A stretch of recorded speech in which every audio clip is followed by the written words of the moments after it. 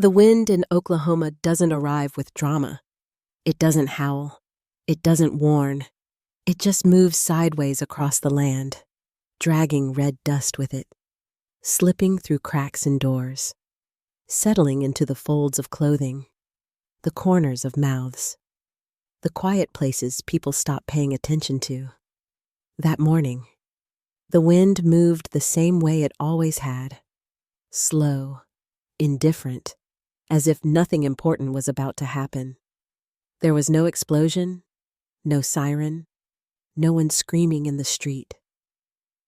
What changed the course of a child's life began the way most irreversible things do, with paperwork. In a county office that smelled of ink and old wood, a clerk pressed a stamp down onto a sheet of paper. The sound was dull, final, a sound so ordinary it didn't deserve memory. And yet, that sound marked the moment a girl became rich enough to ruin her own life without ever touching $1. Her name was Sarah. She was sitting on the dirt outside her family's house when it happened, barefoot, knees dusty, dragging a stick in circles through the ground. She was too young to know what ownership meant, too young to understand that her name, just her name, had been tied to something buried miles beneath the earth, something heavy, something impatient. The house behind her was small, wood walls, thin roof, the kind of place where rain didn't knock. It entered, the kind of place that taught you early not to expect permanence. Her mother was inside, stretching food for dinner, counting without saying the numbers out loud. Her father was already tired, though the day wasn't finished yet. They were poor in the way people stop apologizing for. The land they lived on barely gave anything back. Crops struggled. Water was unreliable. Every year felt like a negotiation with survival. And then there was the other land. The land Sarah had been given. 160 acres of nothing. That's how her father described it. Nothing. Dry. Rocky. Far from town. No stream. No shade. No reason to believe it would ever matter. It wasn't land you wanted. It was land you were stuck with. A legal obligation disguised as a gift. The government called it an allotment. A fair division, a step toward progress. What it really was a way to turn communal land into private burden, a way to fence people into paperwork and call it opportunity. Sarah received her allotment before she could write her own name. The land came with taxes. The land came with rules. The land came with no way out. Every year. Her father paid money he didn't have for dirt that couldn't feed them. Every year. He considered selling it. Every year. The court said no. The child is a minor. The land must be protected. Protected from what? He never understood. Then the men came. They came with clean boots and polite smiles. They came with maps and promises and a way of speaking that never quite said what it meant. They talked about drilling, about leases, about the possibility that maybe, just maybe, something lay beneath that useless ground. Her father listened because he was tired. He listened because hope doesn't need proof when you're desperate enough. He signed because the taxes were coming again, and the house was already quiet in the way hunger makes it quiet. No one celebrated.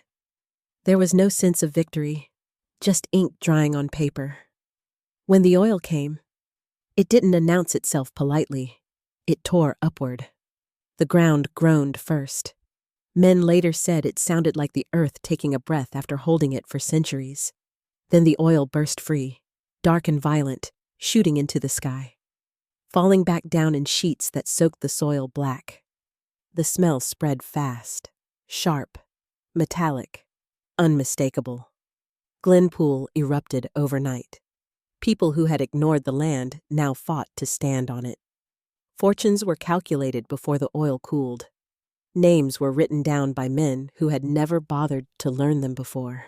Sarah did not see the well that day. She heard about it secondhand. Then again, then everywhere. By the time the truth reached her house, it had already grown teeth. The land wasn't worthless. The land was producing more oil than anyone expected. The land belonged to a child. Checks began to arrive. At first, the numbers didn't make sense. Her parents read them twice. Then again, then silently. The sums were larger than anything they had ever imagined. Larger than the president's salary. Larger than the idea of money they carried in their heads. And yet, nothing changed. The house stayed the same. The meals stayed small.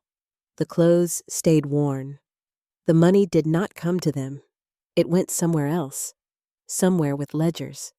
Somewhere with men who spoke calmly and signed confidently. Somewhere the law said it had to go. The court stepped in quickly. Too quickly to feel accidental. A guardian was appointed. A white man, respectable, connected, someone who understood business. Someone who could be trusted to manage such a fortune responsibly. Sarah's father was not considered suitable. He was told this without cruelty, without anger, just facts.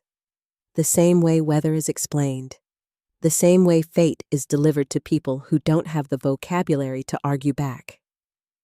The money was protected. The child was protected. From that moment on, every dollar earned in Sarah's name passed through hands that were not hers. Not her mother's, not her father's. Hands that had never known her hunger or her fear.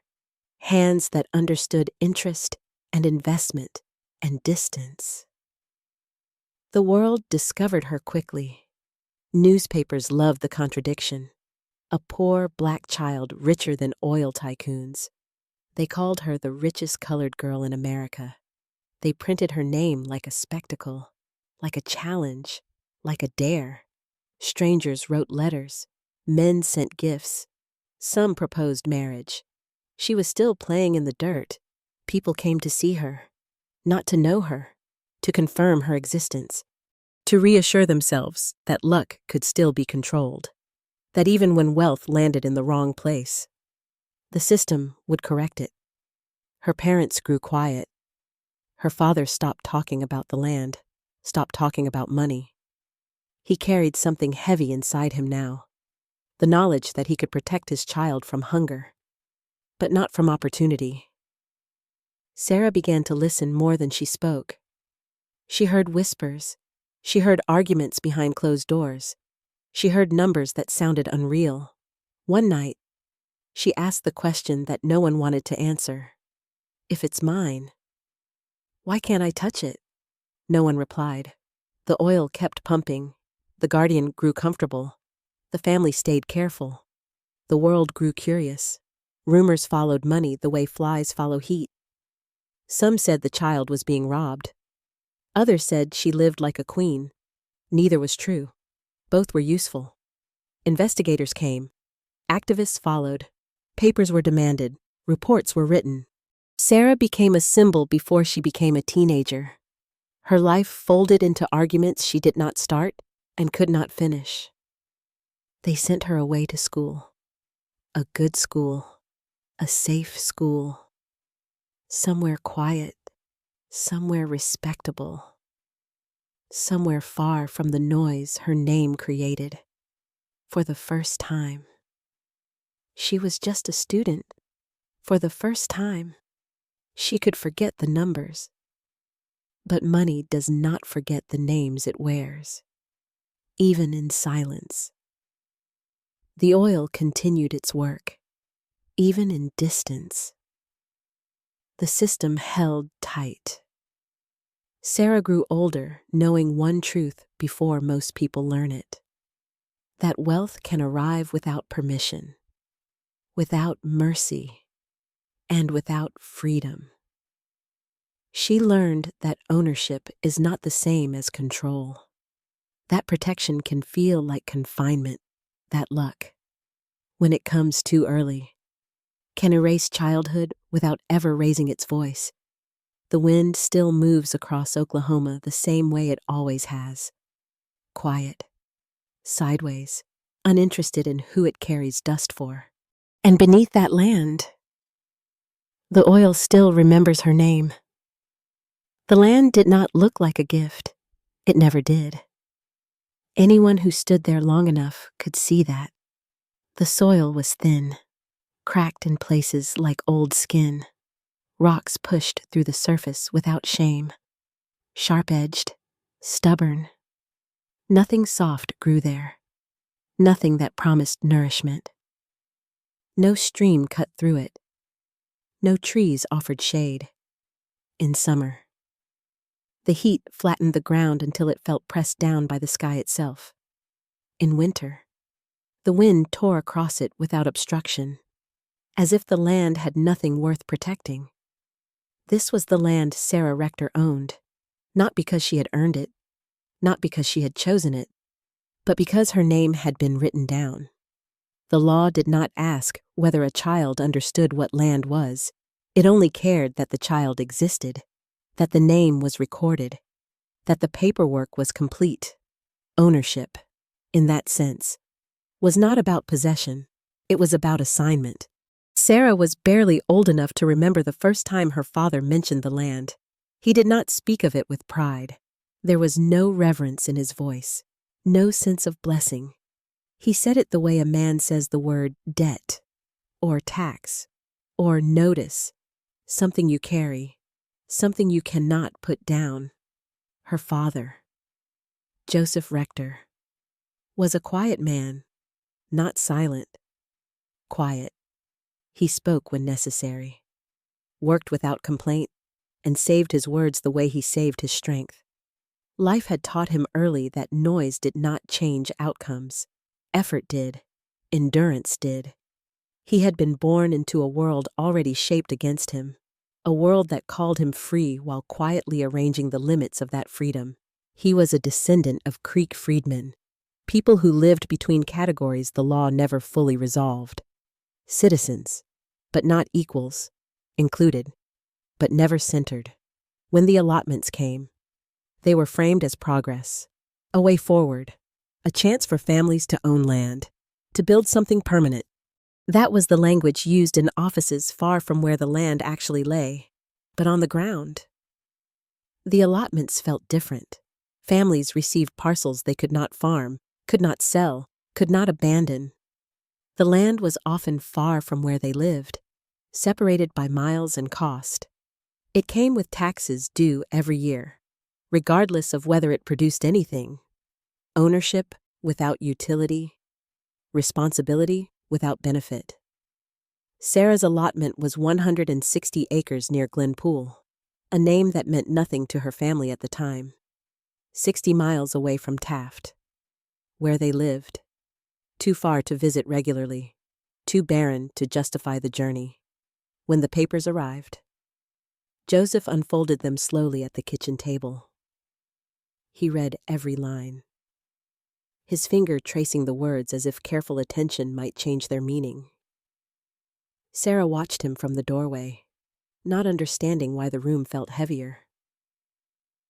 "This is hers," he said finally, more to himself than to anyone else.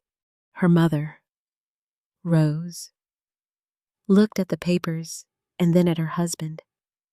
She understood immediately what the land meant.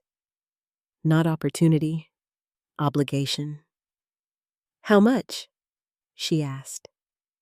Joseph named the tax amount. It was not large by the standards of men who wore clean boots and worked behind desks, but for a family that lived crop to crop, season to season, it was weighty. It was another line added to an already thin margin. Rose nodded once. She did not argue. Life had taught her that arguing with numbers was pointless. From that day on, the land existed in their lives as an absence that demanded payment. Every year, when tax season came, Joseph felt it first, a tightening in his chest, a calculation that began before dawn and followed him through the day. He took extra work. He walked farther for jobs. He fixed fences that were not his, hauled timber that cut into his hands, drove wagons through mud and dust alike. The money always left as quickly as it came. The land never changed. Sarah grew up without ever seeing it. Her world was Taft, a small settlement, modest and close-knit, where people knew one another's losses as well as their names. Houses sat low to the ground, built from wood that creaked in the wind. Smoke curled from chimneys in the early mornings. The air smelled of soil and labor and whatever food could be stretched far enough to feed a family. Sarah learned early how to be quiet without being afraid. She fetched water, she gathered kindling. She watched her mother stretch meals with careful patience. She listened to her father's boots at the end of the day, heavy with fatigue, sometimes. She heard her parents talk about the land at night, not loudly, not angrily, just in low, measured voices that carried worry without dramatizing it. "I could sell it," Joseph would say occasionally, though he knew the answer. "They won't allow it." Rose would reply, "They say it's for her protection." Rose never asked who exactly needed protection from whom. The land became a presence they could not escape and could not reach. It sat on paper, in courthouse records, in envelopes that arrived with official stamps. It existed in calculations made by lamplight and sacrifices made quietly. To Sarah, the land was an idea without texture. She knew it belonged to her in the same abstract way she knew the sky belonged to everyone. She did not imagine walking it. She did not imagine building on it. She did not imagine it at all. She imagined chores. She imagined school. She imagined the next meal. In summer, the heat pressed down on Taft with the same relentlessness it pressed down on the barren acreage near Glenpool.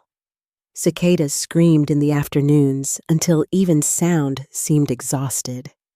Dust drifted through open doors and settled into the folds of clothing and skin.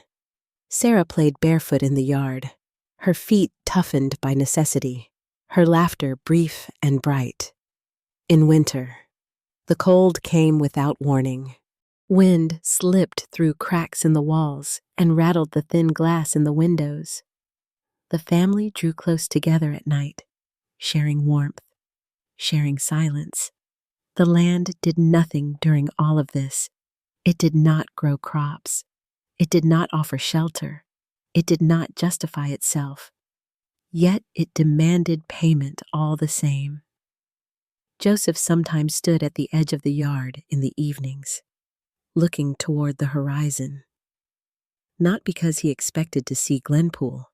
It was far beyond sight, but because he needed somewhere to rest his thoughts.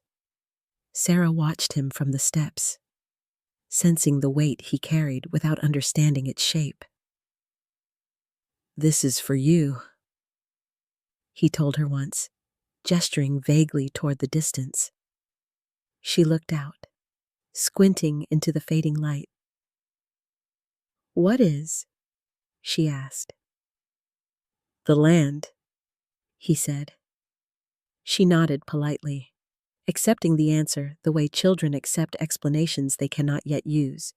Later, she would remember that moment, the way his voice carried neither hope nor resentment, just responsibility.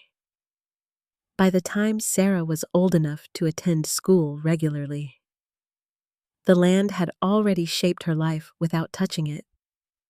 The taxes it required determined how much food could be bought, how much cloth could be spared for clothes, how much time her father could spend at home.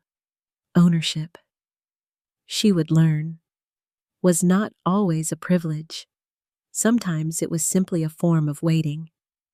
Then, slowly, something changed. It began not with celebration, but with strangers. Men passed through Taft who did not belong there. Their boots were cleaner, their clothes better cut. They spoke in confident tones about drilling and leases and formations beneath the earth. They did not look at the land the way farmers did. They looked at it the way gamblers look at cards. Joseph heard them speak in town, at the general store, near the post office. He listened without joining the conversation. Words like Glen Pool surfaced more often. Whispers of oil followed. Still, he did not believe it had anything to do with Sarah's land. That ground was worthless. Everyone knew that, except, perhaps, the earth itself. When the men finally came to see him, they were polite. They spoke carefully. They did not promise miracles. They offered a lease, a way to relieve the tax burden. They said, a chance to earn something from land that had given nothing. Joseph hesitated. He had seen neighbors make similar deals and gain nothing. He had also seen neighbors lose land they did not understand how to protect. But the taxes were coming again, and the house had grown quiet in the way it did when money ran thin. He signed. The ink dried without ceremony. The land remained unseen. At first, the law never came to Taft like a person. It did not knock on doors. It did not look anyone in the eye. It did not explain itself. The law arrived as paper. Paper that smelled faintly of ink and dust. Paper folded into envelopes with seals pressed hard enough to leave dents. Paper that spoke in sentences too clean, too precise, too far removed from the lives it rearranged. Joseph Rector learned early that the law did not care how a thing felt. It cared only that a thing was recorded. Every spring, the notice came. Taxes due, always on time, always correct, always indifferent. The amount never changed. But the weight of it did. $30 meant nothing to men who discussed oil in offices with clean floors and steady light. But to Joseph, $30 meant weeks of work that could not be spent on his own land, his own children, his own rest. The land that demanded the money was not present. It did not show itself. It existed somewhere else, pinned to a map by coordinates Joseph could barely picture, section numbers, township lines, words that describe distance without describing effort. He carried those numbers in his head like a second name. When he rode into Muskogee to pay the tax, he did so quietly. He removed his hat indoors. He spoke when spoken to. He never raised his voice. Men behind desks appreciated that. They liked him better for it. It made the exchange easier. No one asked how he felt about paying taxes on land he had never seen. No one asked whether the land had produced anything. The law had already decided what mattered. Sarah sometimes went with him. She sat on a wooden bench outside the office, swinging her legs slowly, watching people pass. She did not understand why her father's shoulders tightened every time they approached the building. She only knew that he grew quieter there, as if the walls themselves demanded restraint. Inside, the clerk would call his name. Joseph Rector. Joseph would step forward. He would count the money carefully.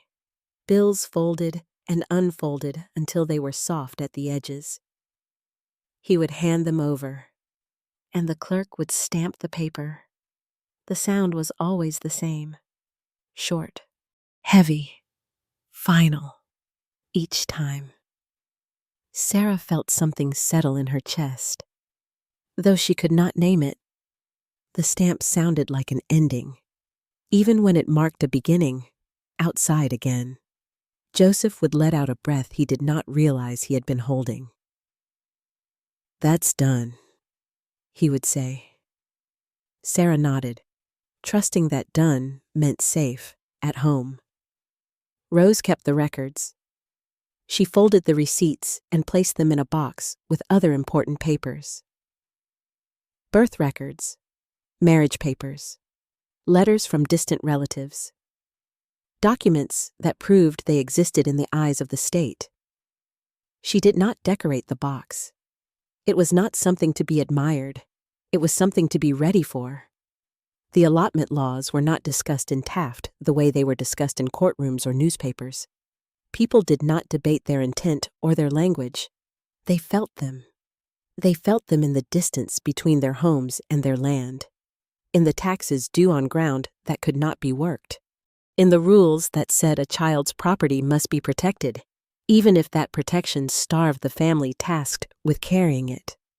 The law said the land could not be sold while Sarah was a minor. The law said the land must remain intact. The law said the land belonged to Sarah, but control belonged elsewhere. Joseph tried not to think about that too much. He had learned that some thoughts led nowhere useful. Better to focus on work, on food, on keeping the family steady. Still, at night, when the house grew quiet, the law found its way in. It came in the form of numbers whispered between husband and wife. It came in the form of long pauses where answers should have been. It came in the form of Joseph staring into the fire longer than necessary, his face lit unevenly by flame. "What if we can't pay next year?" Rose asked once, her voice low. Joseph did not answer immediately. "We will," he said finally. It was not confidence. It was commitment. Sarah listened from her bed, pretending to sleep. She did not know what taxes were, but she knew the sound of worry when it moved carefully through a room. The law did not speak to Sarah directly. It did not need to. It spoke through her parents' exhaustion, through the work her father took on, through the choices her mother made at the table, through the way their lives bent around an obligation that offered nothing in return. Sometimes, Joseph thought about selling the land anyway. He imagined writing to the courthouse, asking for permission, explaining the burden. He imagined the clerk's face, polite but unmoved. He imagined the answer before he asked the question. Denied. The child must be protected. Protected from what? From poverty? From hunger? From the consequences of laws written by people who would never meet her? The law never answered those questions. It did not need to. It was not built to respond. As Sarah grew older, the land became a story she heard more often but understood less. People in town spoke about allotments with mixed tones. Some called them gifts. Others called them traps. Most spoke carefully, as if too much honesty might attract attention. Sarah learned that the land was hers in the same way she learned that she was black in a place that counted such things. It was a fact that shaped her path without asking her permission. At school, she learned to read and write. She liked books. She liked the way words stayed still on a page, obedient to meaning, unlike the law, which seemed to change shape depending on who was looking at it. One afternoon, she asked her father what the land looked like. Joseph paused. "It's dry," he said finally. "Is it pretty?" He thought for a moment. "It's land," he said. She accepted that answer, though it did not satisfy her.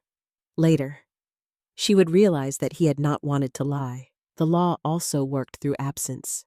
The absence of roads leading to opportunity. The absence of choices when money grew tight. The absence of voice when decisions were made elsewhere.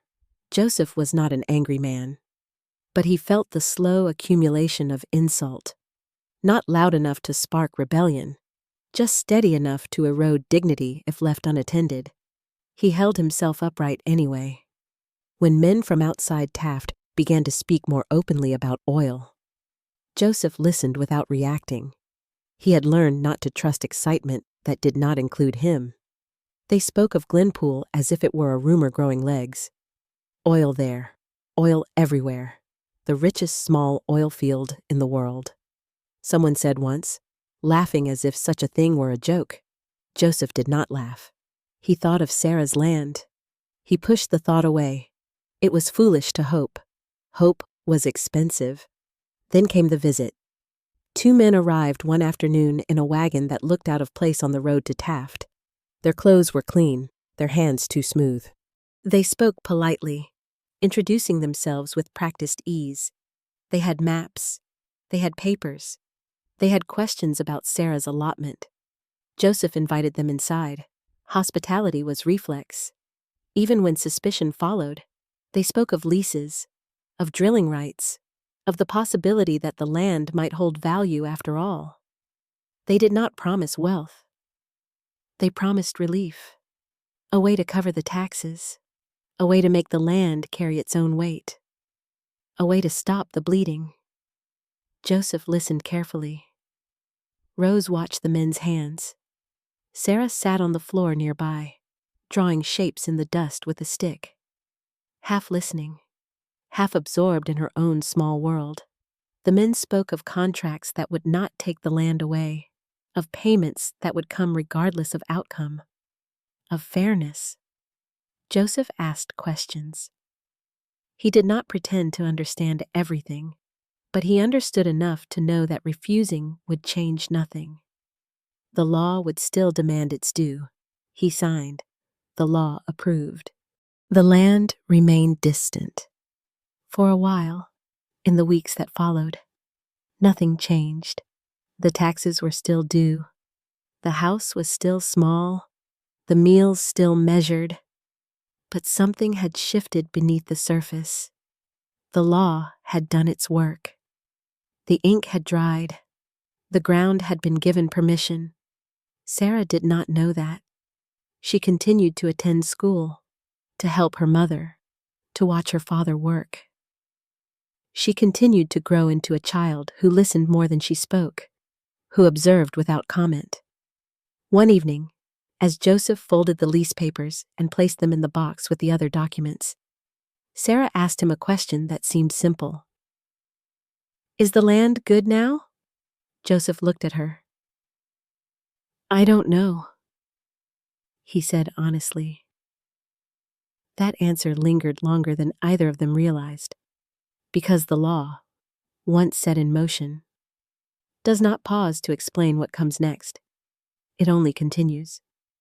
That was the first thing people misunderstood later, when they tried to turn the story into a single moment, a strike, a miracle, a sudden change of fortune. But the land did not wake like that. It stirred, slowly, patiently, as if it had been waiting long enough to know it did not need to rush. For weeks after the lease was signed, the land near Glenpool looked exactly the same. Dry grass bending under the sun, soil cracked and pale, wind moving across it with no regard for what lay beneath. Men came and went. They drove wagons loaded with equipment that creaked and rattled. They marked spots with stakes. They argued quietly, pointing at maps, checking numbers, stepping back as if the ground itself might respond.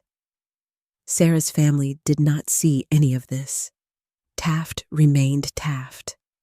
Morning still came with the sound of roosters and the scrape of boots on dirt. Rose still lit the stove before the sun rose fully. Joseph still left early, returning late, his hands worn and darkened by work that belonged to other men. The land remained a rumor, until it didn't. The first sign was sound, not loud, not dramatic. Just a dull rhythm carried on the wind, faint enough to be mistaken for imagination. A steady thump that came and went depending on the direction of the breeze. People in town noticed it in passing, a vibration beneath conversation, a murmur that did not belong to nature. "What's that?" someone asked once, pausing mid-sentence. "Probably drilling," someone else said, already losing interest. The word hung there longer than it should have. Drilling. Joseph heard it too, at night. When the house settled and the world grew quieter, the sound traveled farther. It slipped through cracks in the walls, mixed with the sigh of wind and the rustle of leaves. It was not loud enough to disturb sleep, but it was persistent enough to register. Something was happening. Still, Joseph did not connect it to Sarah's land. Hope was a dangerous thing. He had learned to keep it at a distance. Then came the smell. Oil announces itself before it reveals itself. It is sharp, metallic, heavy. It clings to the air and refuses to be ignored. On certain mornings, when the wind blew from the right direction, Taft caught it faintly. A trace carried across miles of open ground. People noticed. They mentioned it at the store, in church, in passing. "Smells like money," someone joked once. Joseph did not laugh. The men from the oil company returned, this time. They did not bring maps. They brought confirmation. They spoke carefully, as men do when delivering news that changes the balance of power. They explained that the well near Sarah's allotment had come in strong, stronger than expected. The yield was significant. The formation was rich. Joseph listened without interrupting. Rose sat still, her hands folded in her lap. Sarah stood in the doorway, watching faces rather than words. "What does that mean?" Rose asked finally. The man smiled. "It means the land is producing," he said. "Producing." The word landed awkwardly in the room. Producing what? Money. He meant. The men left soon after. There was nothing more to say that would fit into the small space of the house. Outside, the wind carried the smell of oil more clearly now, as if the land itself had decided to speak.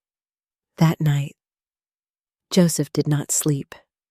He lay awake, listening to the sound beneath the silence. He thought of the taxes, of the lease, of the papers folded neatly in the box. He thought of the land he had never seen and the child whose name bound it all together. He did not feel joy. He felt unease. The checks arrived quietly. No announcement, no ceremony, just envelopes delivered by a postman who suddenly treated their address with more attention than before. Joseph opened the first one slowly. The number did not make sense. He read it again, then again. Rose leaned over his shoulder, her breath caught. Just once. "This can't be right," she said. Joseph did not answer. He stared at the figure as if it might rearrange itself under scrutiny. It did not. The amount was more money than Joseph had earned in a year, more than he had ever held at one time. And it was only the beginning. They sat at the table in silence. Sarah watched from across the room, sensing the shift without understanding its cause. "Is something wrong?" she asked. Joseph looked at her. "No," he said carefully. He did not know how to explain that something was very wrong precisely because something was very right. The next checks came faster, larger. The numbers grew until they stopped feeling like money and began to feel like abstraction. Something that existed only on paper, something that belonged to another language. Still, nothing changed. The money did not go into Joseph's hands. It did not go into Rose's keeping. It went somewhere else, to accounts managed by people whose names meant nothing to them. The law had anticipated this moment. It always did. Within weeks, a notice arrived from the court, formal, polite, final, because Sarah was a minor, and because the sums involved were significant. The court would appoint a guardian to oversee her estate. This was standard procedure, a matter of protection, a safeguard against misuse. Joseph read the notice twice, then a third time. He folded it carefully and placed it back in the envelope. Rose watched his face. "They're taking it," she said quietly. "They're managing it." Joseph corrected. The distinction mattered on paper. It did not matter in life. The guardian arrived soon after. He was a respectable man, white, middle-aged, well-spoken, known in town. He shook Joseph's hand firmly and smiled at Rose with practiced warmth. He brought gifts, candy for the children, a doll for Sarah. He spoke of responsibility, of stewardship, of ensuring the child's future. He used words that sounded clean and reassuring. Joseph listened. He nodded. He said very little. Inside, something hardened. From that day on, the money flowed without passing through the family that had endured the land's burden. Reports arrived. Statements were filed. The guardian's signature appeared everywhere Sarah's name should have been. The house in Taft remained modest. The stove remained old. The floors still creaked. Meals were still stretched. People noticed. Whispers began. How could a child earn so much and live so little? The newspapers discovered her. They loved the story immediately. A poor black girl, richer than most men in America. The contrast was irresistible. They printed her name alongside exaggerated figures. They called her miraculous. They called her unbelievable. They did not call her free. Reporters came to Taft. They took notes. They asked questions. They photographed the house, the dirt yard, the barefoot child. Rose turned them away when she could. Sarah did not understand why strangers cared so much about something she could not see. At night, she heard her parents talk in lower voices than before. "The money keeps coming," Rose said once. "And we never touch it," Joseph replied. The sound from Glenpool grew louder. The drilling never stopped, day and night. The earth gave up what it had held for ages. The wells pumped steadily, their rhythm constant, tireless. The land that had once been dismissed as worthless now could not stop producing. Sarah lay awake, listening to that distant hum. She imagined the land for the first time. Not as dirt, but as movement, as pressure, as something alive beneath her name. One evening, unable to hold the thought any longer, she asked the question that had been forming for weeks. "If the land is mine," she said, her voice small but steady, "why don't we use the money?"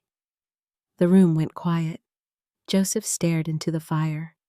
Rose closed her eyes briefly. Finally, Joseph spoke. "Because it's not that simple," he said. Sarah frowned. "But it's mine. It's..." Joseph looked at her then, really looked at her. "Yes," he said softly. "It is." He did not say the rest. That ownership without control was a kind of illusion. That protection could feel like distance, that the land had woken, but her life had not. Outside, the wind carried the smell of oil across the fields. The earth had spoken. The law was listening. And Sarah Rector's name had begun its journey away from her. It arrived as paper folded into envelopes she was not allowed to open, as numbers spoken softly between adults who believed children could not hear tone, as pauses in conversation that had never existed before. Sarah learned about wealth the way most children learn about danger, indirectly. She learned it through silence. The first thing that changed was not their house, not their clothes, not their food. It was the way people looked at her, at school. Teachers paused when calling her name. Some smiled too warmly. Others watched her with a curiosity that did not belong in a classroom. Children whispered. They asked questions they had learned from adults who did not know how to filter themselves. "Are you really rich? Do you have gold? Can you buy things for us?" Sarah did not know how to answer. She still wore the same dresses, still carried the same books, still walked the same dirt road home each afternoon. Nothing in her hands told her she was different, yet the world insisted that she was. At home, the air felt tighter. Joseph no longer spoke freely about work. Rose counted more carefully than before. Even though the numbers on paper had grown larger, the contradiction pressed down on the house like heat before a storm. Checks continued to arrive. Statements followed. The Guardian sent reports written in neat handwriting, full of terms no one explained. Investments, trusts, accounts, percentages. Joseph read them slowly. He did not pretend to understand. He understood only this: the money belonged to Sarah. But it did not belong with Sarah. It lived somewhere else, moved somewhere else, answered to someone else, sometimes. The Guardian visited. He arrived clean and composed, bringing news of progress. He spoke of the child's future, of education, of prudence, of patience. He spoke as if Sarah were not in the room. When he addressed her directly, his voice softened artificially. "You're very fortunate," he told her once. Sarah nodded politely. She did not feel fortunate. She felt watched. The gifts came next. Dolls wrapped in tissue paper, dresses that felt too fine for daily wear, sweets that arrived without occasion. Each item felt like proof of something she could not touch directly. Rose accepted them with courtesy and caution. Joseph accepted nothing beyond what was required. At night, Sarah lay awake listening to the house settle. The old sounds were still there, the creak of wood, the wind against the walls. But layered beneath them was something new: expectation. It hummed quietly, like the distant machinery at Glen Pool, a low pressure that never fully receded. One evening, Sarah followed her father outside as he walked to the edge of the yard. The sky was heavy with dusk. The horizon stretched thin and endless. "Papa," she said. He stopped. She stood beside him, small against the widening dark. "People say I have a lot of money," she said carefully. Joseph did not answer immediately. "They say many things," he replied. "But do I?" she asked. Joseph sighed. "Yes," he said. She waited. "Then why do we still live like this?" The question was not accusatory. It was honest. Joseph felt it land where words rarely reached. "Because having money and holding money aren't the same thing," he said. Sarah frowned. "That doesn't make sense." Joseph almost smiled. "No," he agreed. "It doesn't." The next day, Sarah watched her mother trade carefully at the store, count coins, choose necessities over wants, decline small indulgences with practiced grace. She wondered where her money was. She imagined it stacked somewhere tall and unreachable, guarded by men who did not know her face. She imagined it moving while she stayed still. The newspapers grew bolder, headlines exaggerated, figures inflated. The story traveled farther than Taft ever had. The richest colored child in America. The phrase followed her like a shadow. Reporters began to describe her life without having lived it. Some said she was neglected. Others claimed she lived in luxury. Both were wrong. But accuracy was never the point. Attention brought scrutiny. Scrutiny brought tension. Rumors surfaced that the Guardian was mismanaging funds, that the family was being cheated, that the system was corrupt. Joseph heard these whispers with mixed emotions. Part of him felt vindicated. Part of him felt afraid. He had spent his life avoiding attention. Now it had found his daughter. The law responded slowly. As it always did, letters were written, inquiries hinted at. Nothing changed immediately. Sarah remained where she was, rich in name, poor in agency. At school, a teacher once asked her to stand and answer a question she knew well. Her voice shook despite her certainty. She realized then that being known could make even simple things harder. At church, people greeted her differently, some with pride, some with envy, some with expectation.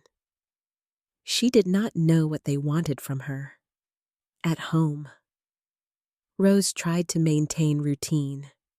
Routine, she believed, could protect a child from too much reality too soon. Sarah helped with chores, studied by lamplight, played when she could. But the knowledge lingered. Her name meant something now. She heard it spoken carefully by adults who used to speak freely. She heard it carried by strangers' voices through open windows. One night, she dreamed of the land. Not as dirt, as sound. A deep, steady pulse beneath her feet, like a heartbeat that did not belong to her body. She woke with the feeling still in her chest. She did not tell anyone. The guardian suggested changes, better schooling, a move, distance from Taft. Joseph listened without responding. Rose listened with fear. Sarah listened with curiosity she did not yet recognize as longing. "You should think of her future," the guardian said. Joseph thought of her present. The decision was made quietly. Sarah would be sent away to school. A good school, they said. A place where she could learn properly, where she could be protected from gossip and danger. Protected again. Sarah did not protest. She did not know what to protest. On the morning she left, Rose packed her things carefully, clothes folded, books wrapped, a small object from home placed in the bag without explanation. Joseph walked her to the wagon. "Be good," he said. She nodded. "Be yourself," Rose added. Sarah looked back at the house as they left. It looked smaller than she remembered, or perhaps she was seeing it from a distance for the first time. The road stretched ahead. The sound of oil faded behind her, but did not disappear. She carried it with her, the knowledge that something beneath her name was still moving, still producing, still shaping her life without her consent. She did not know yet that this was only the beginning, that wealth, once awakened, does not sleep again. That was the point. He wore his respectability carefully. His clothes were pressed. His shoes polished but not flashy. His hair was neatly parted. His voice measured. His smile practiced enough to feel sincere. He did not raise his voice. He did not rush his words. He spoke the language of reassurance fluently. Men like him were trusted because they looked like the law imagined itself. He arrived with papers already signed. Not all of them, of course. There would still be forms, meetings, confirmations. But the decision had been made elsewhere, in rooms where Joseph Rector had never been invited. The visit was not a negotiation. It was an announcement. The guardian introduced himself with a firm handshake and a tone that suggested cooperation rather than command. "I'm here to help," he said. Joseph nodded. He did not offer a chair immediately. The man did not seem to notice. Sarah watched from the doorway, instinctively quiet. She had learned that silence was a form of listening adults respected. The guardian glanced at her briefly, smiling in a way that felt more like acknowledgement than warmth. "That must be Sarah," he said. "You're very lucky, young lady." Lucky. The word sounded strange coming from a stranger's mouth. Rose offered coffee. Hospitality was reflex. Even when fear crept in alongside it, the guardian accepted with a polite nod and began to speak as if continuing a conversation already underway. "The court wants to ensure everything is handled properly," he said. "Large sums require careful management, structure, oversight." Joseph listened. He had learned that interrupting men like this only prolonged the inevitable. "The law is very clear," the guardian continued. "A minor cannot be expected to manage such an estate. Even parents." He paused, choosing his words carefully. "Even well-meaning parents can find themselves overwhelmed." Rose stiffened slightly. Joseph did not move. "So," the guardian said, setting his cup down gently, "the court has appointed me to oversee Sarah's affairs until she comes of age." He spoke the word oversee, the way other men spoke protect. Joseph folded his hands together. "And my role?" he asked. The guardian smiled. "Unchanged," he said. "You remain her father. Nothing about that is questioned." The words landed lightly, too lightly. "Except," Joseph said quietly, "the part where I decide anything." The guardian met his gaze without flinching. "This isn't about taking authority," he said. "It's about ensuring the child's future." Joseph nodded.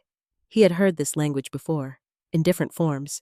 It always sounded reasonable until it wasn't, from that moment on. The family's life split into two layers. One layer was visible: the house, the meals, the routines. The other layer existed elsewhere, in ledgers, in banks, in conversations Joseph was not part of. The guardian became a presence without being constant.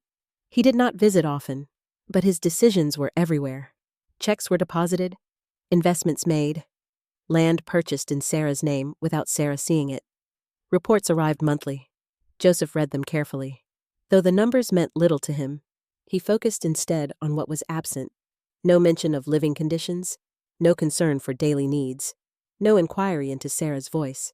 The guardian assumed, correctly, that silence meant compliance. Sarah noticed changes she could not articulate. Her parents spoke more carefully than before. They weighed their words. They consulted papers. They deferred. The house felt occupied by an invisible authority. One afternoon, Sarah overheard her father speaking to the guardian in the yard.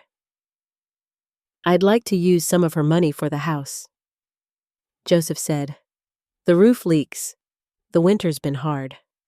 The guardian nodded sympathetically. "Of course," he said. "I'll see what can be arranged." Weeks passed. Nothing happened. The roof still leaked. Joseph asked again. This time, the guardian frowned slightly. "These things take time," he said. "We have to ensure everything is justified." Justified. The word echoed in Joseph's mind long after the man left. Justified to whom? Sarah felt the tension more than she understood it.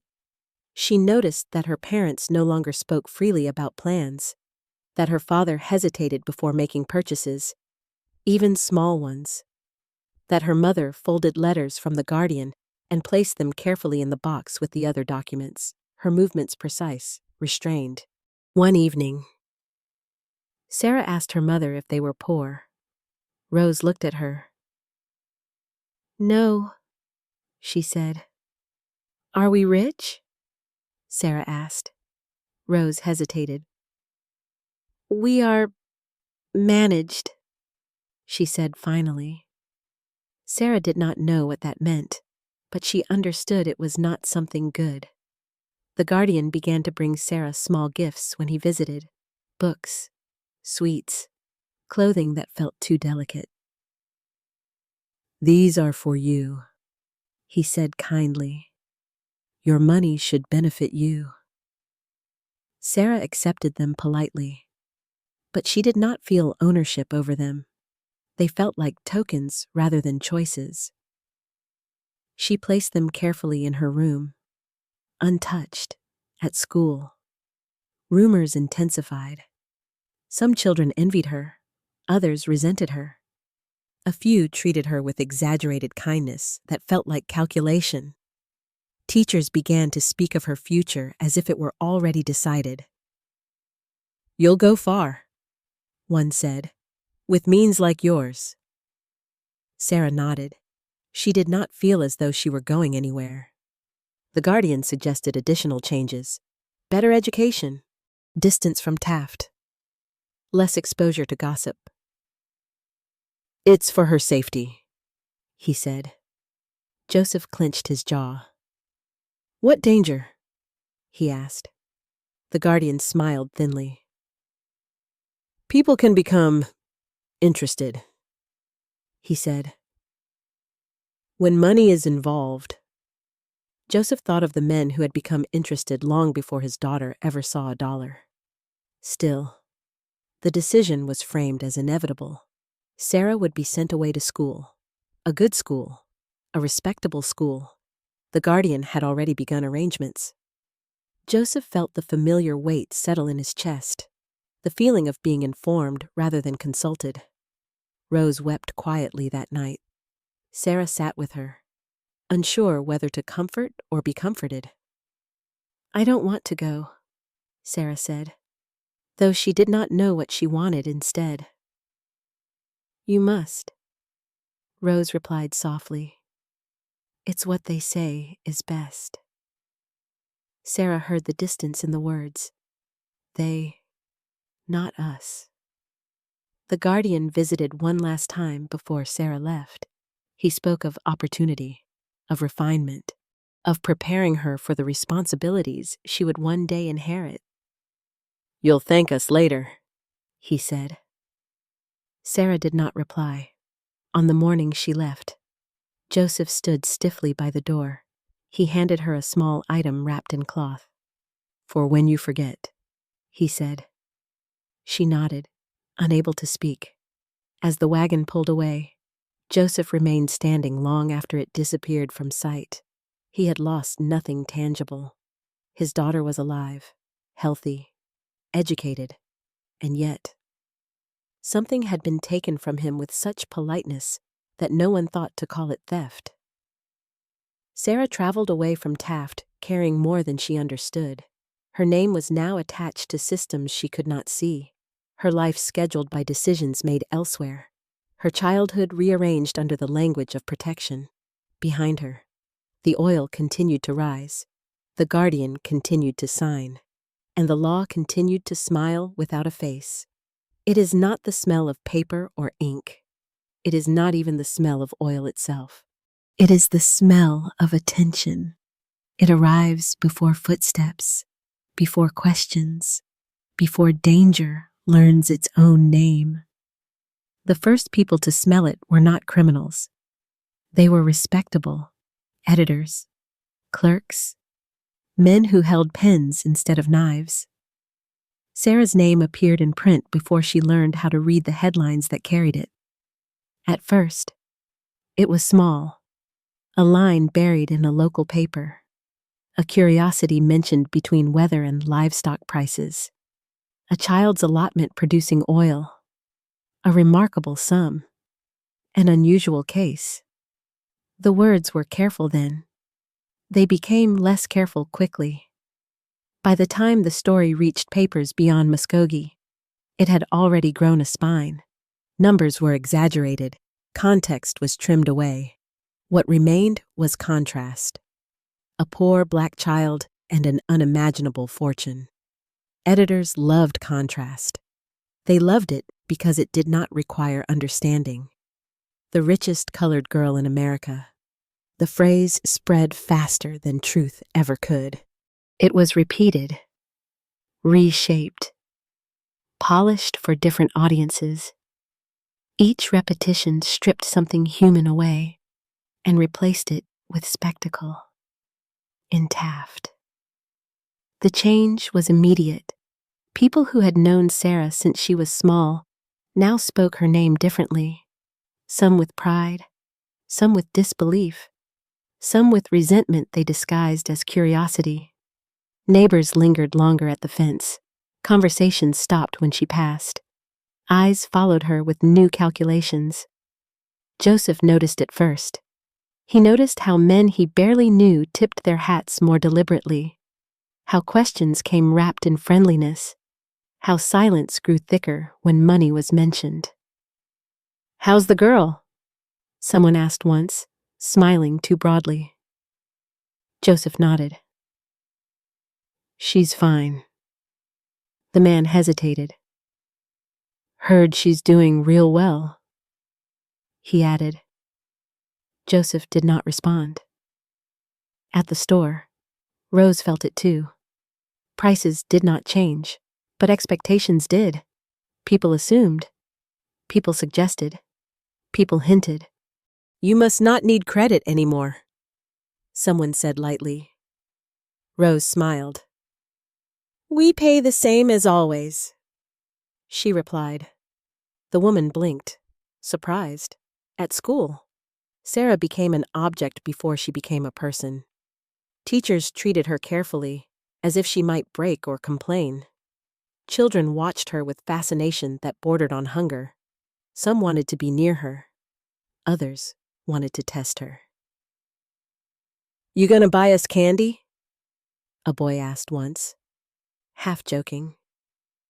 Sarah stared at him, confused. "I don't have money," she said. He laughed. "That's what they all say." The attention followed her like heat. At night, when she lay in her bed away from Taft, away from the land, she could still feel it. The sense of being known without being understood. The sense of being discussed in rooms she would never enter. The guardian welcomed the attention. He spoke to reporters with measured confidence. He assured them that everything was being handled properly, that the child was protected, that her interests were being safeguarded. His words appeared in print beside Sarah's name, lending authority to the story. The family's voice did not. Reporters came to Taft. They arrived with notebooks and cameras, eager to capture the image that fit the story they had already written. The poor house, the barefoot child, the contradiction they could sell. Rose turned them away when she could. "She's not here," she said. "She's resting." She said, "She's just a child." She said, some listened, most did not. They photographed the house anyway, the yard, the road, the absence. Articles appeared describing Sarah's life in ways that felt invasive even when sympathetic. Some implied neglect. Others hinted at exploitation. A few questioned the guardian's role. Rumors grew. They always did, in barbershops and church pews. People began to talk about guardianship, about how money moved when it passed through white hands, about how often it failed to return. Joseph heard these conversations with a tight jaw. He did not join them. He had learned that speaking too loudly invited consequences. But the attention did not stop. Letters began to arrive. Some were polite. Some were desperate. Some were unsettling. Men wrote offering advice, investments, partnerships, help. A few wrote offering marriage. Sarah did not read those letters. Rose burned them. The idea that grown men felt entitled to a child's future because of money made her hands shake with quiet fury. At church, sermons began to touch on greed without naming it, on temptation, on stewardship, on the dangers of envy. People glanced toward the rector pew when the words landed too close. Sarah sat still, feeling exposed without understanding why. The oil fields did not care. They continued to pump, day and night. The rhythm never changed. The earth gave without hesitation, indifferent to who argued over its gift. The sound carried farther now. In some evenings, when the wind shifted just right, Sarah could hear it faintly, even from a distance, a steady hum beneath everything else. It reminded her that something was still happening somewhere, something tied to her name that did not wait for her to grow up. The guardian began to speak of danger. "Fame attracts the wrong kind of attention," he said. "We must be careful." Joseph asked what that meant. "It means discretion." The guardian replied, "Distance. Control." Control. The word no longer bothered to disguise itself. The solution, they said, was to keep Sarah away from Taft, away from reporters, away from people who asked questions. School became sanctuary and exile at once. Sarah learned to move through hallways where people knew her name before they knew her voice. She learned to answer questions politely and briefly. She learned to say, "I don't know," even when she did. Her childhood became a negotiation. What could she say? What could she show? What must she hide? She began to understand that money did not only buy things, it bought access. Access to her story, access to her silence, access to her future. One evening, sitting alone by a window, she heard older students whispering about her. "That's her," one said, "the oil girl." Sarah did not turn around. She felt something settle inside her. Not anger, not fear, but a resolve she could not yet name. The understanding that if the world insisted on making her a symbol, she would have to learn how to live inside that symbol without losing herself completely. Back in Taft, Joseph felt the walls closing in. He avoided town when he could. He kept to his work. He answered questions with fewer words than ever. He felt watched, not by the law, by people, by neighbors who counted what they thought he should have, by strangers who measured his life against numbers they had read. Once, a man confronted him openly. "How come you still live like that?" the man asked, not unkindly. "With all that money?" Joseph looked at him. "Because it's not mine," he said. The man frowned. "But it's your daughter's." Joseph nodded. "And that makes it worse," he replied. The newspapers continued to circle. They shifted tone as stories do, from wonder to suspicion, from miracle to scandal. Was the child being cheated? Was the guardian honest? Was the system fair? Questions multiplied faster than answers. Sarah became a battleground she did not choose. Advocates began to speak her name with purpose. Critics spoke it with accusation. Everyone spoke it with certainty. No one asked her what it felt like to be talked about instead of talked to. The world had smelled money, and once it does not stop searching for its source. It does not announce itself with accusation or proof.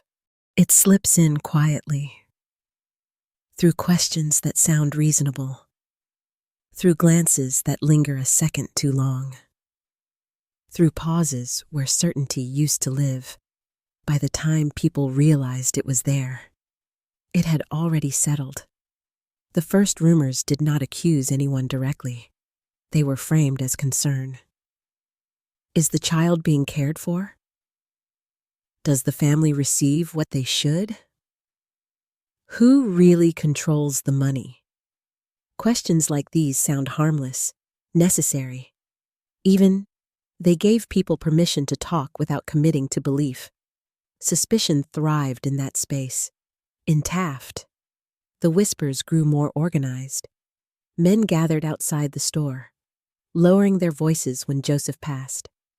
Women exchanged looks at church. The same story was told in fragments, each teller adding or subtracting details to fit their understanding.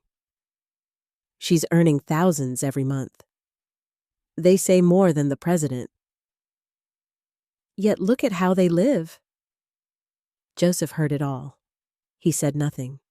He had learned long ago that denial rarely convinced anyone, and explanations only gave rumors more surface to cling to.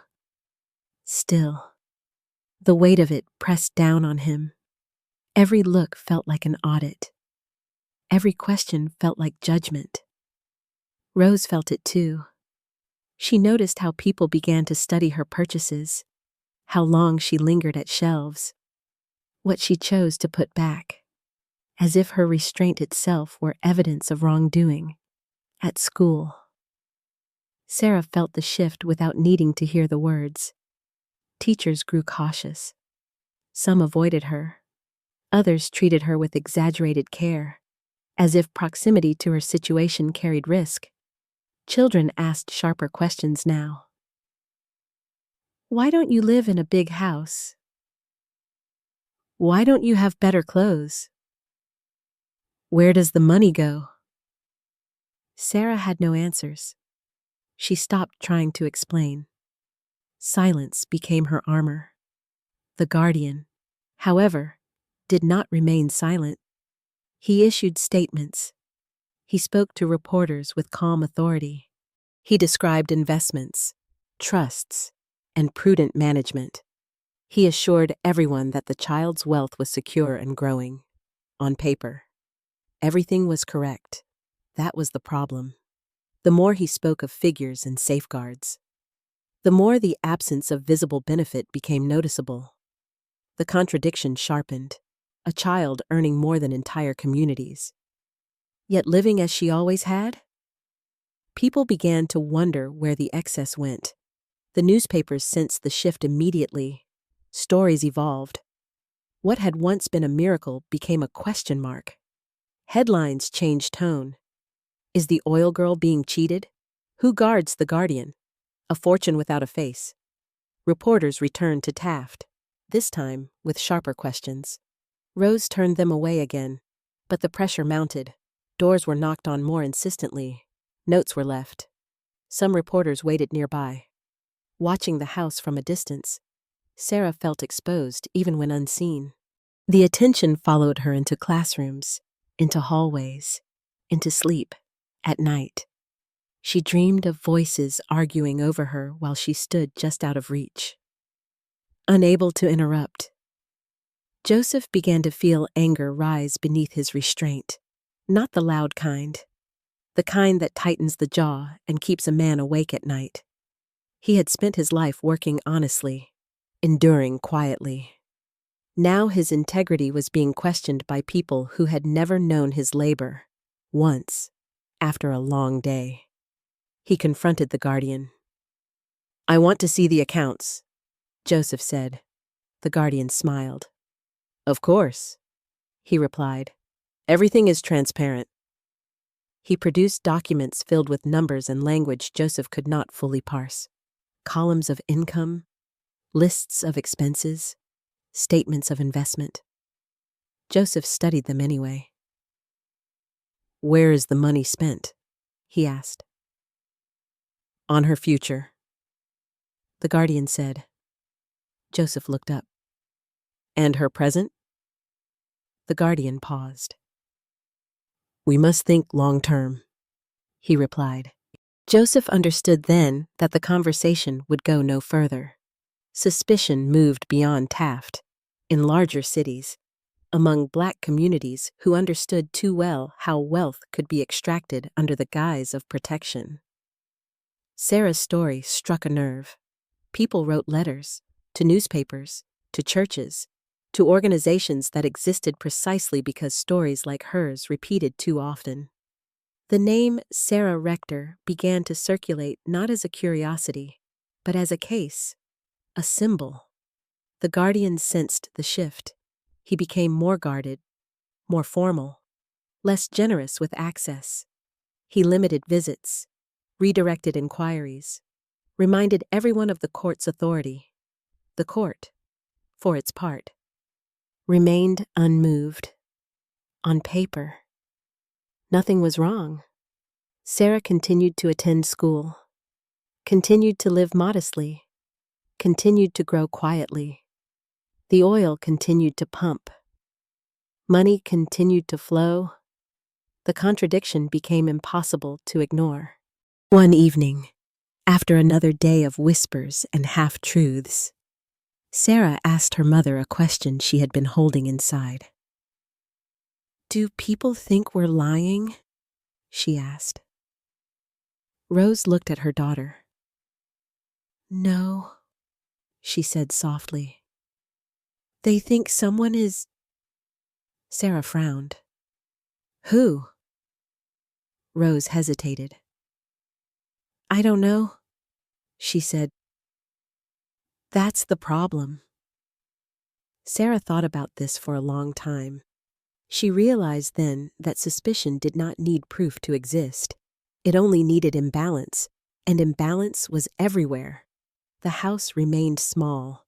The guardian's influence grew. The money remained abstract. Joseph felt the walls closing in. He worried not just about reputation, but about consequence. He knew how systems responded when questioned. He had seen men lose more than they gained by speaking too loudly. Still, he could not ignore what was happening. Neither could others. Journalists from black newspapers began to investigate more seriously. They did not rely on spectacle. They asked harder questions. They followed the money where they could. They compared cases. They noticed patterns. Children of color striking oil. White guardians appointed. Fortunes diluted. Delayed. Redirected.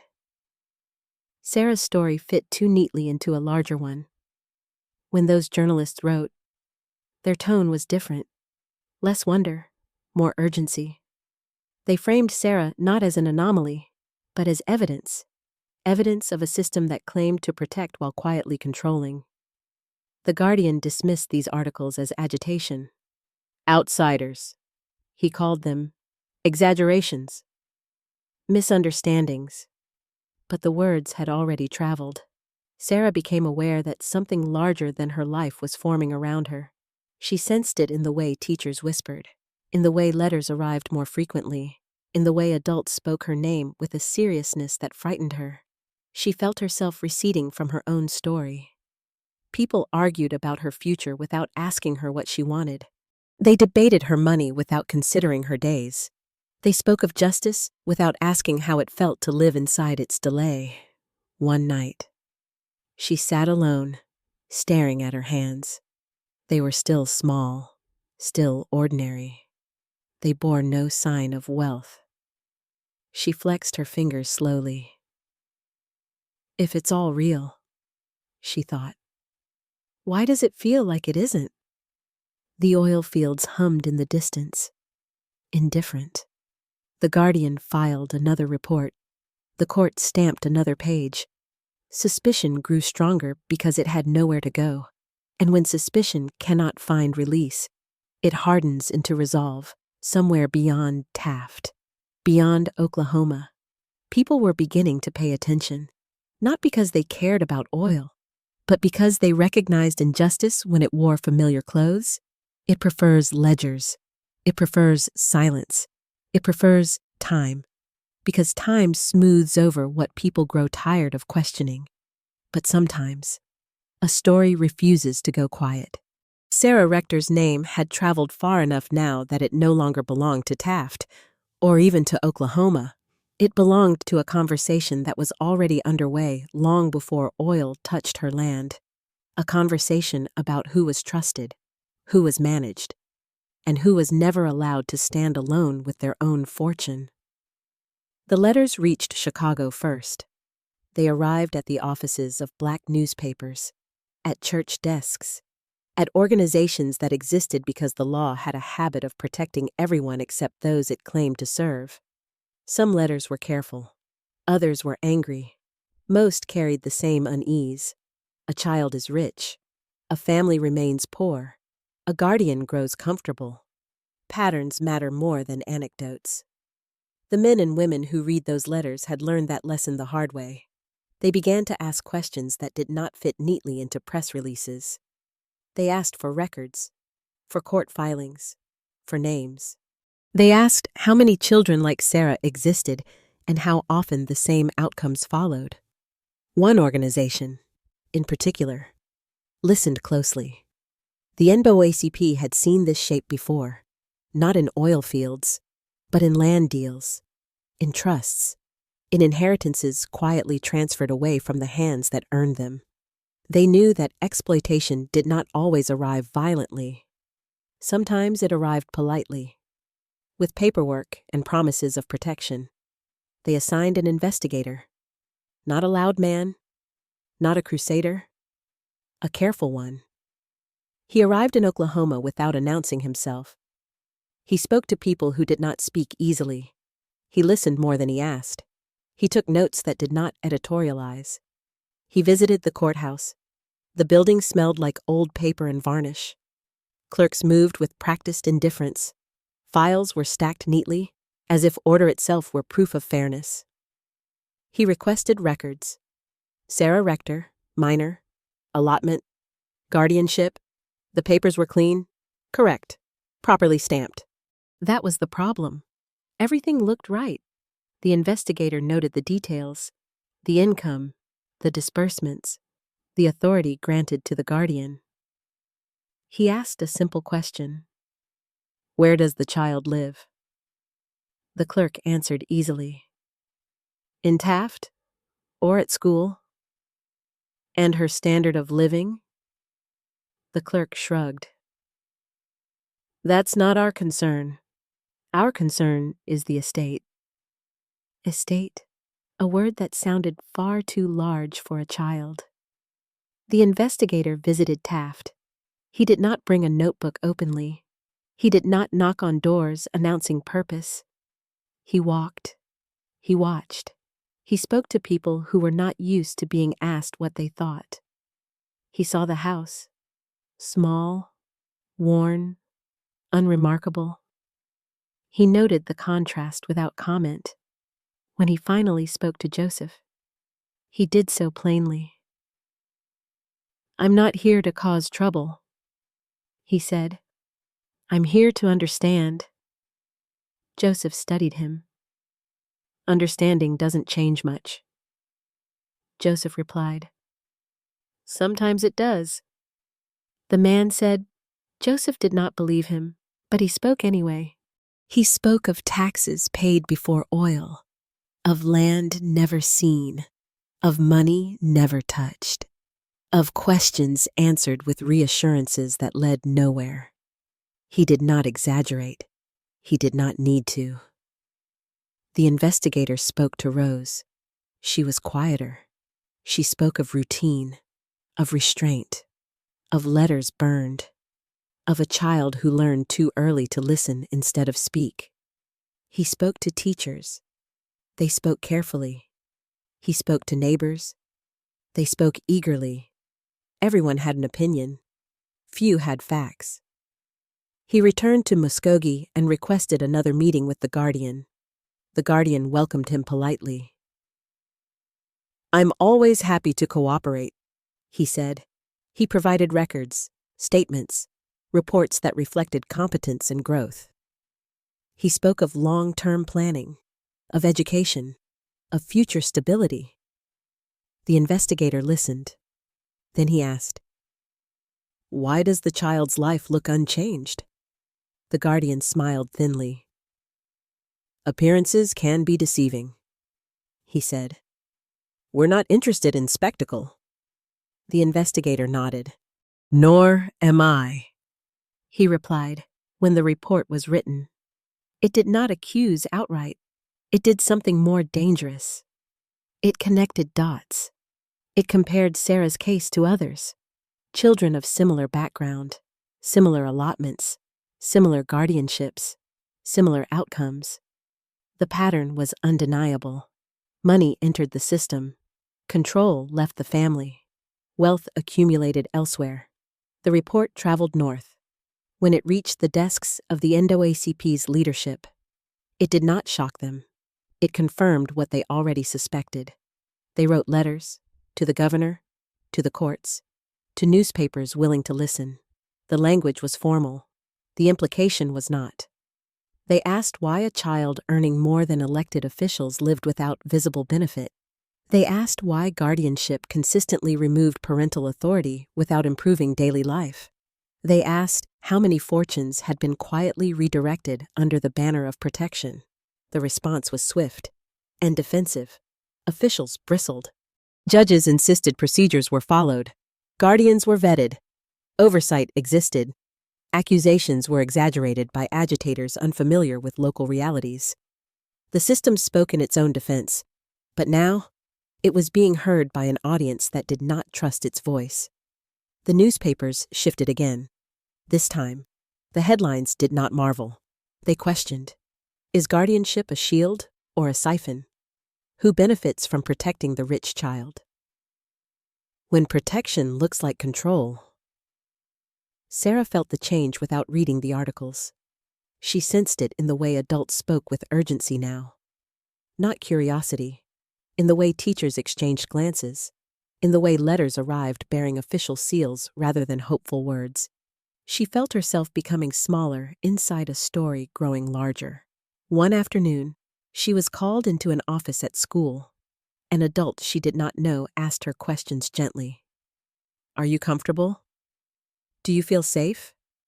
Do you have everything you need? She answered honestly. I'm fine, she said. It was the truth. And also, not the truth at all. She did not know how to explain the distance between safety and autonomy, between comfort and control, back in Taft. Joseph felt something shift for the first time in years. Not relief, pressure, the kind that precedes change. He was asked to speak again, to sign statements, to clarify details. Men who had never listened before now asked careful questions. Rose watched cautiously. She had learned that attention could cut both ways. The guardian became more rigid. He limited access further. He communicated through letters. He reminded everyone of his legal authority. The law circled itself, but once questioned publicly. It could not fully retreat. Hearings were discussed. Audits were hinted at. Other families came forward. Stories surfaced. The system began to look at itself. Not because it wanted to, but because it had been named. Sarah remained at the center without moving. She watched adults argue about justice while her life stayed suspended. She watched words like equity and oversight replace her name in conversation. She began to understand that resolution would not feel like victory. It would feel like rearrangement. One night, lying awake, she thought about the land again. Not the oil, the dirt. The place that started all of this without knowing it. She wondered if the land knew what it had done. Outside, the wells continued to pump.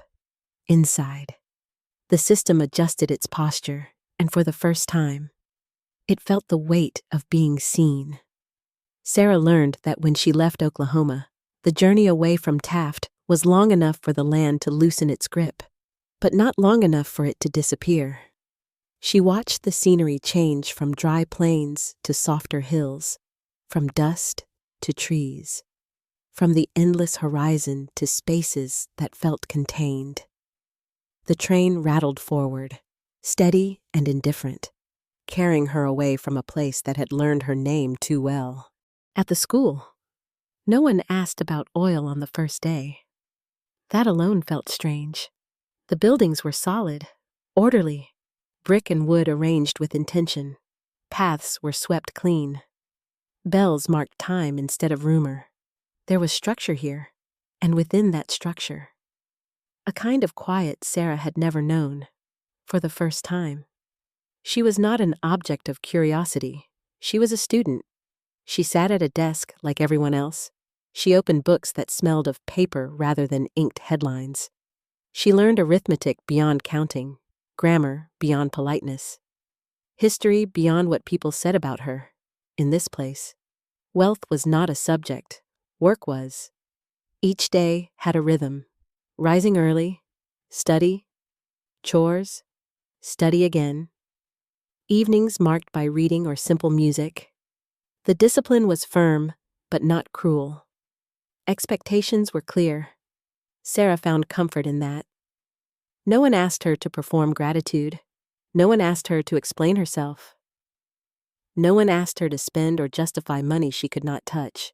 She began to breathe differently. At night, the hum of oil was replaced by the softer sounds of the campus, footsteps in hallways, distant conversation, the occasional laughter of other girls who had not been turned into symbols. Sarah listened. She always listened. She noticed how girls here carried themselves, how they spoke with confidence built not on wealth, but on knowledge, how teachers corrected firmly without belittling, how mistakes were treated as part of learning, not proof of limitation. This was new in Taft. Silence had been protection. Here, silence was space. She learned to fill it slowly, in class. She raised her hand for the first time without fear. Her voice was quiet, but it did not shake. The teacher nodded, satisfied. No one stared. That moment stayed with her. She learned to write essays that did not circle around themselves. She learned to state an idea clearly and stand behind it. She learned that words could be tools rather than traps. Sometimes, letters arrived from home. Rose wrote carefully, her handwriting steady. She spoke of health, of routine, of patience. She did not speak of rumors or investigations or courts unless necessary. Joseph wrote less often. When he did, his letters were brief, practical. But beneath them, Sarah felt something he did not say directly, relief that she was somewhere untouched by the noise. The Guardian wrote too.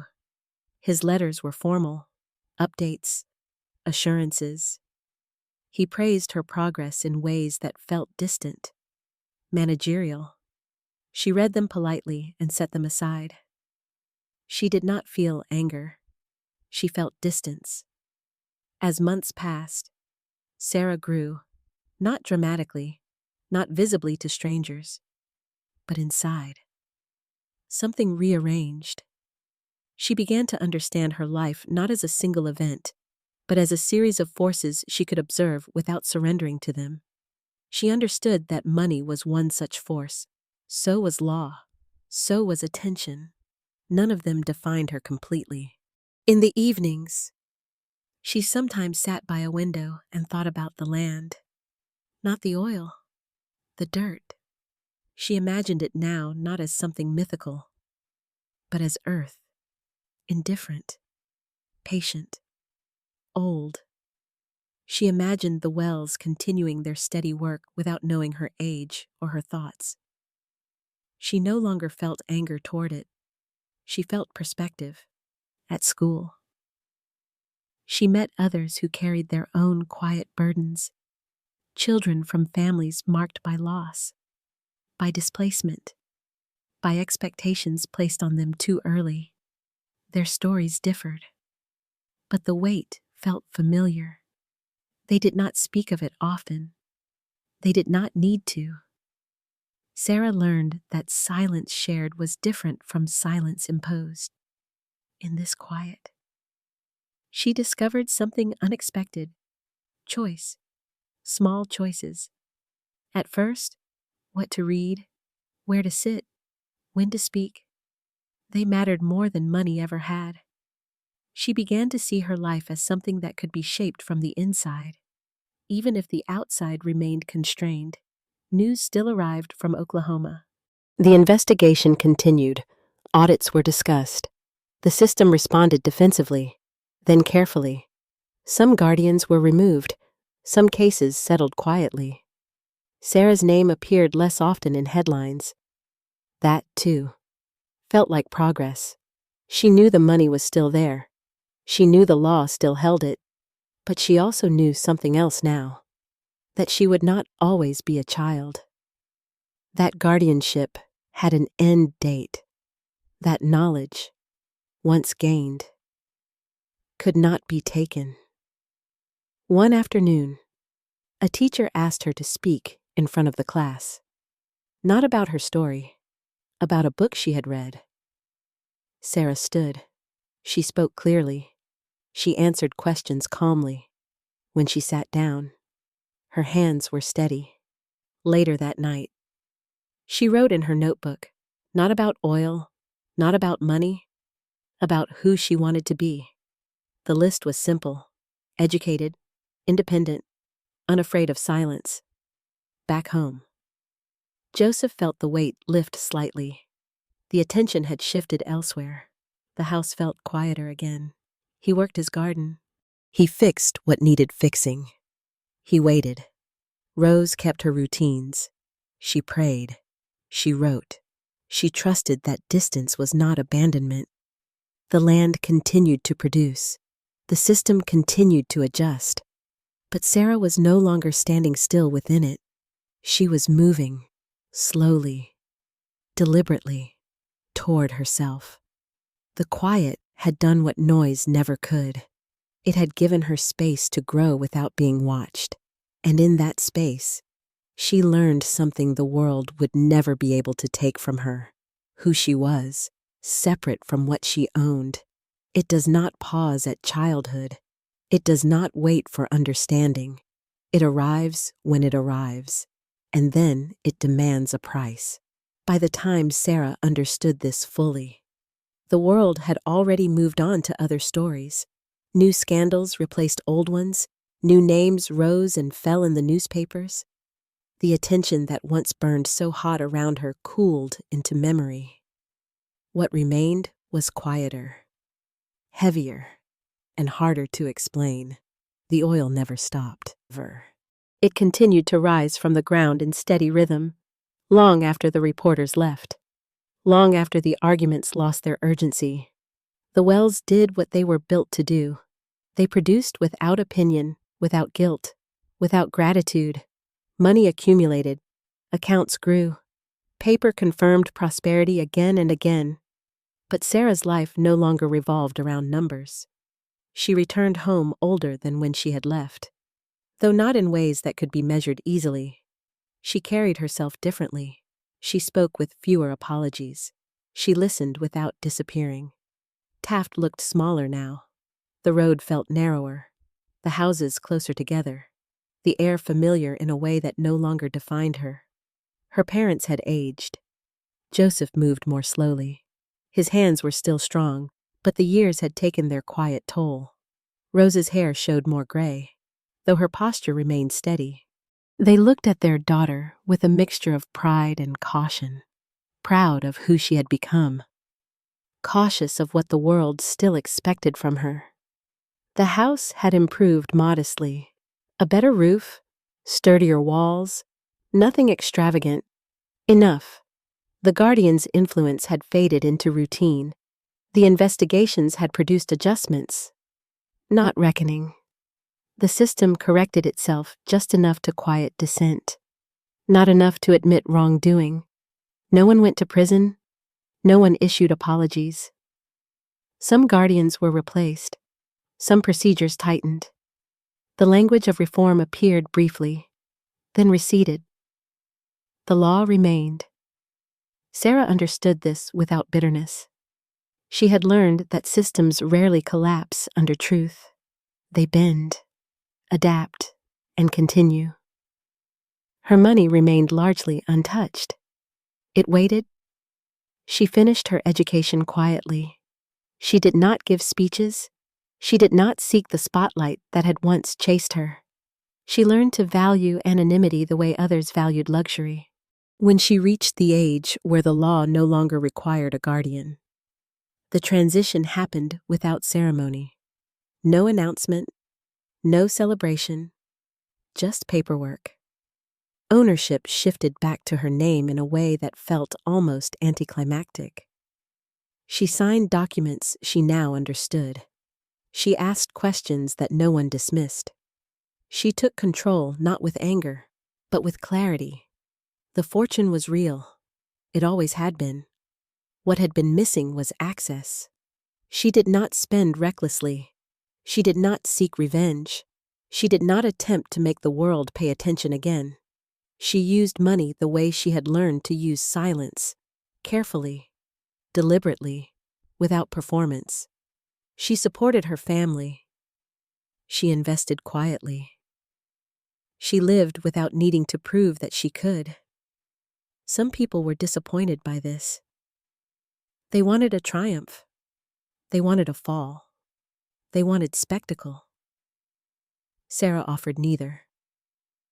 She understood now that money did not complete a story. It only complicated it.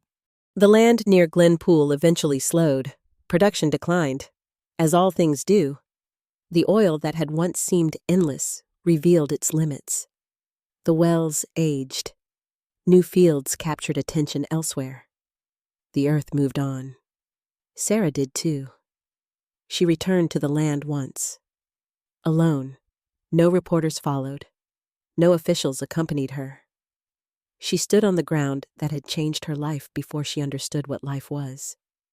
It looked ordinary, dry, quiet, patient. She placed her hand on the soil and felt nothing mystical. No surge, no revelation. Just earth. And that, somehow, felt right. She thought of the child she had been, barefoot, tracing circles in dust, unaware of the pressure building beneath her name. She thought of the questions she had asked that no one answered. She thought of the silence that had shaped her more than noise ever could. Luck had come early, too early. It had taken her childhood without asking. It had taught her lessons most people learned too late. That protection could be control. That wealth could isolate. That visibility could erase privacy. And that freedom, real freedom, did not come from money. It came from understanding. From choosing how much of oneself to give to a world that always wanted more. Sarah never told her story the way others had. She did not frame it as tragedy. She did not frame it as victory. She framed it as fact. Something that happened. Something survived. In the end, the price of luck was not what it took from her materially. It was what it asked her to grow into sooner than she should have. And yet, she did grow. Not louder, not harder, just clearer. The oil dried. The headlines faded. The system continued.